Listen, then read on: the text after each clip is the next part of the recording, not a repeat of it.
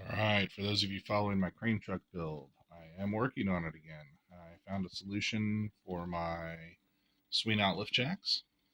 So at the moment I have it steering, driving, all-wheel drive. I have the lift jacks coming out, come out, and they all lift up.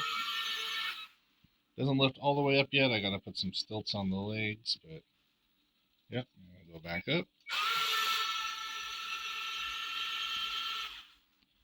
And bring the arms in. Oh, we got a stubborn one back here. There it goes.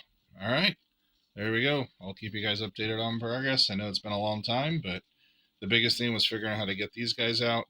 I actually 3D printed all new arms, and I installed the servos in the arm, straight up through with an arm here. So the actual servos are in the arm. Makes it really simple. These ones are a little weak. I'll probably get some stronger ones eventually. But yeah, there it is. I'll keep you guys updated eventually.